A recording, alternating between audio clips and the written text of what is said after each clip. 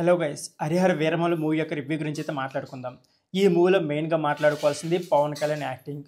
ఇకపోతే పవన్ కళ్యాణ్ ఇప్పటి వరకు పీడికల్ యాక్షన్ డ్రామా అయితే తీయలేదు. బట్ తీస్తే ఎలా ఉంటుందో ఊహించుకోవడం కొద్దిగా కష్టమనిపించింది.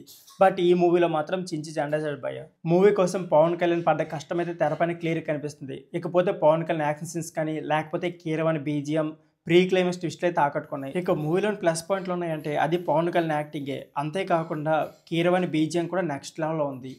ఇకపోతే క్రిష్ జాగర్లమూడి డైరెక్ట్ చేసిన సీన్ అంతా బాగానే ఉంటుంది. స్టార్టింగ్ మొత్తం క్రిష్ జాగర్లమూడి డైరెక్ట్ చేసిన అనిపిస్తుంది. సెకండ్ పార్ట్కి వెళ్ళే కొద్దీ వేరే డైరెక్టర్లు డైరెక్ట్ చేసినలాగా. అంతేకాకుండా ఈ మూవీలో పవన్ కళ్యాణ్ కూడా డైరెక్ట్ చేస్తామని చెప్పారు. పవన్ కళ్యాణ్ అలాగే కొత్త డైరెక్టర్లు డైరెక్ట్ చేయడం అయితే మూవీలో అలా స్లో డౌన్ అయిపోయింది. ఇకపోతే క్రిష్ జాగర్లమూడి కంప్లీట్గా డైరెక్ట్ చేస్తుంటే బాగుండేది అనే సిచ్యువేషన్ అయితే మనందరికి కలుగుతుంది. సో ఈ మూవీ యొక్క నెగిటివ్ విషయానికి వస్తే ఈ మూవీలో హీరోయిన్ క్యారెక్టర్ అయితే చాలా అంటే చాలా నెగిటివ్గా ఉంటుంది భయ్య. ఎందుకంటే అనవసరంగా మేకప్ చేయడం, అంతేకాకుండా సెట్ కాకపోయినా ఇరిగించడం అనే టైప్ అయితే ఉంటుంది. ఇకపోతే ఈ మూవీలో మెయిన్ మైనస్ విఎఫ్ఎక్స్. చాలా అంటే చాలా పూర్ విఎఫ్ఎక్స్ పై 250 కోట్ల బడ్జెట్తో ఈ మూవీ తీసినా సరే ఎంత పూర్ విఎఫ్ఎక్స్ ఉంటుందని ఎవరు ఎక్స్పెక్ట్ చేయరు.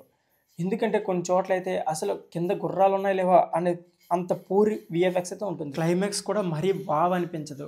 ఎట్లయినా సరే సెకండ్ పార్ట్ తీయాలి అని ఇరికించినా ఉంటుంది.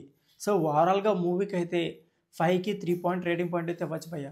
సో మూవీ ఫస్ట్ టైం చూసినాడు ఓకే పర్లేదు బాగానే ఉంటుంది. బట్ మళ్ళీ చూడాలంటే మాత్రం కొద్దిగా డిసప్పాయింట్ అవుతారు. ఎందుకంటే మూవీలో క్లైమాక్స్ అయితే అంత మంచిగా ఉండదు. సో ఫ్రెండ్స్, వీడియో నచ్చితే please like, share and subscribe my channel. Thank you for watching.